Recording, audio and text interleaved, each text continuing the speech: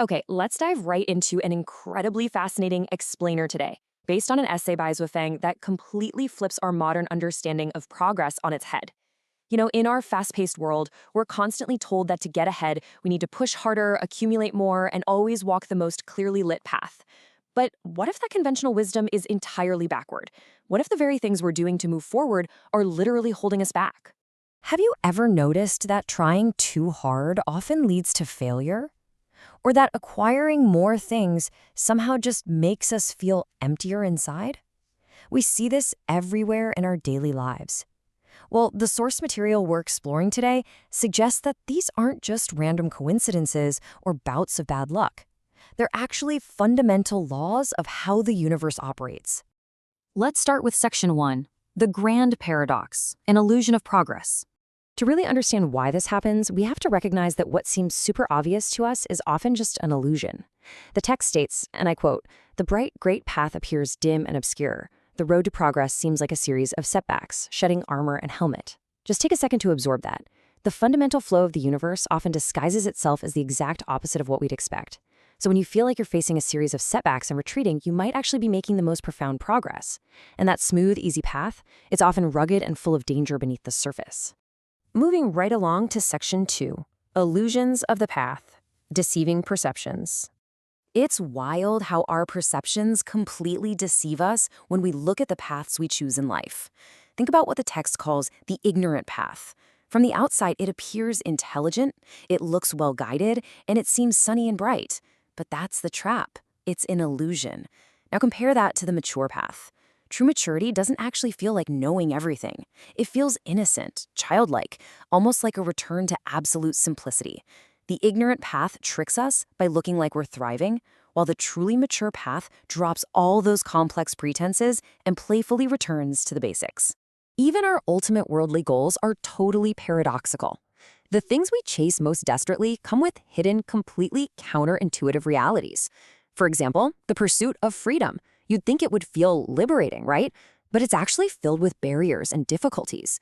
And joy? The text notes it seems weighed down with heavy shackles and great losses. Even happiness looks burdened with debts, needing daily repayment.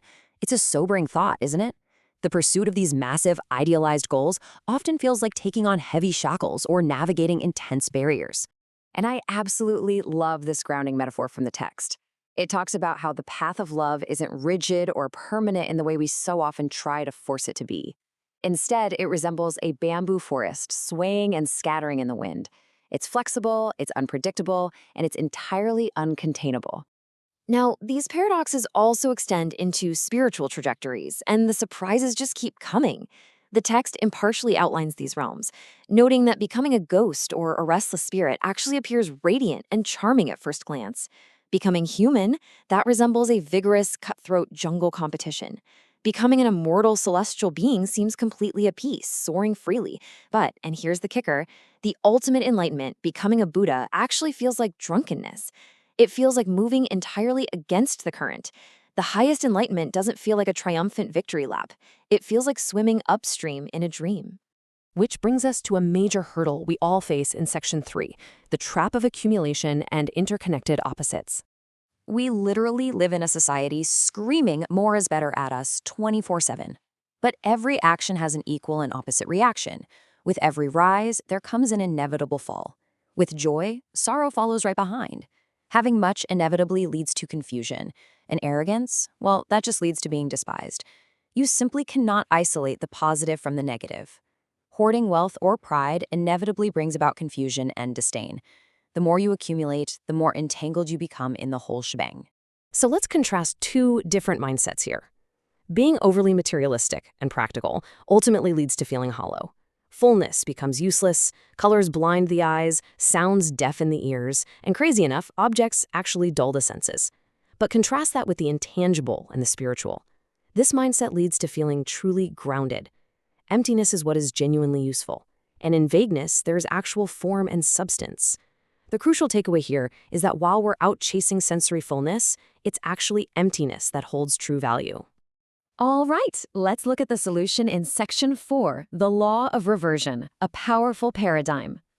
So, how do we actually break free from this trap? The text introduces a powerful paradigm shift that we can observe directly in nature called reversion. Reversion is clearly defined here as the motion of the Tao.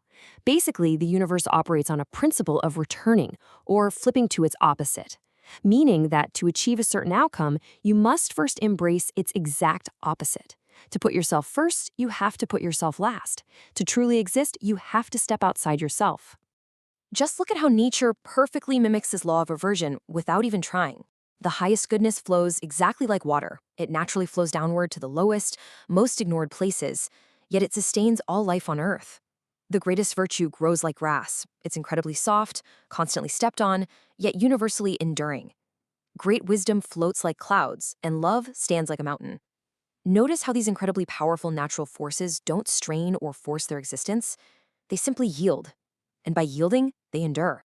On the flip side, when we try to force outcomes, well, the text says it brings sorrow.